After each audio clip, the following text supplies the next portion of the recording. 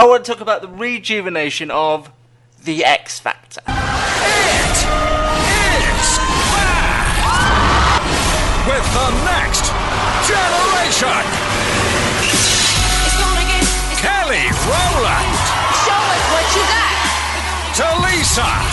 What is wrong with you? Louis Walsh and Gary Barlow. Can you just shut your mouth? All searching for the next big thing. Hello. Oh dear. It's very clever because I was watching the first episode, and what it does, it sucks you in every year, because this year I was thinking they've changed the panel. There's no Simon, there's no Cheryl, there's no Danny. Now's a good time for me to give up on the X Factor. But I thought, I'll just watch the first one.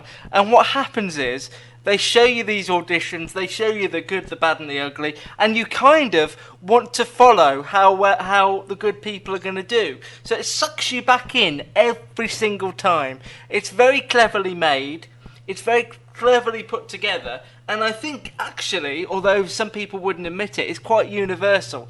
You could watch this with your grandmother and she would enjoy it, enjoy it just as much as the young children. I think it's unique in that way, same as Britain's Got a Talent, which I went off a lot this year but still enjoyed.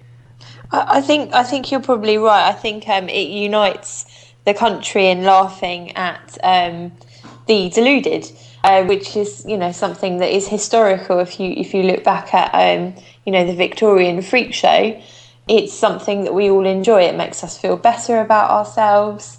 It makes us laugh, and occasionally, the sob stories get into your heart, even though you're determined that the editing won't. I'm not a big fan of the sob story, and that's, I think, why I enjoyed the first episode. I can't speak about the rest, but the first episode of this new series, there wasn't any. You're right. I hadn't noticed that. Although they did go to the house of the Diana Vickers clone. So it was pretty clear that she was going to go through. And also, it's not the first, here it is again, I can't say it now, rejuvenation of the show, because we've lost Sharon Osbourne, who was on the original panel. She got replaced, and then we got Danny Minogue, So it's not the first time they've changed it, but it does feel, surprisingly, like a new show. Yeah, I suppose so.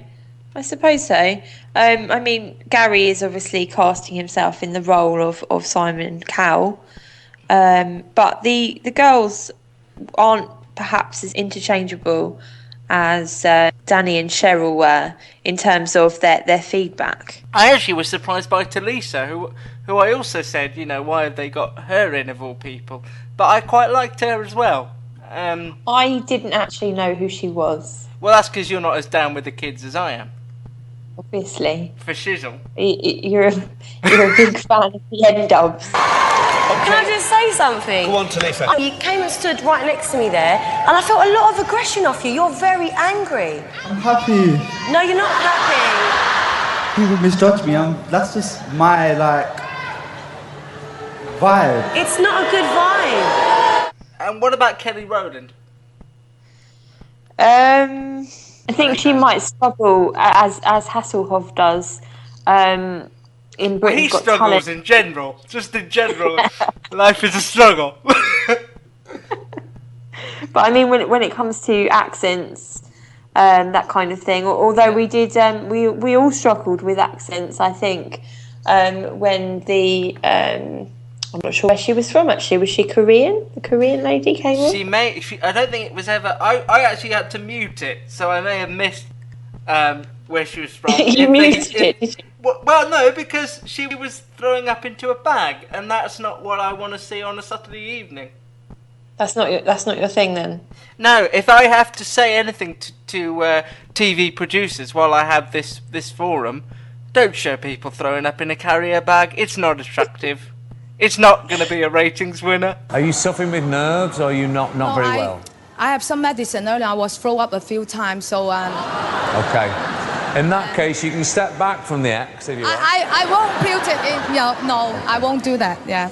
In your opinion, can a programme that's been successful, like the X Factor with the panel it had, have just as much success when they change everything, or is that a risky strategy? I think it's definitely a risky strategy because they are unproven. Apart from Louis, who is still unproven. Do you know what I love about Louis Walsh? I've got to say this because I love the way he claps. The way he claps, I can't say I've ever noticed. Oh, you will now. I've said it. You'll be watching it for him to clap. He claps like a demented seal. I've completely lost my train of thought now. Yes.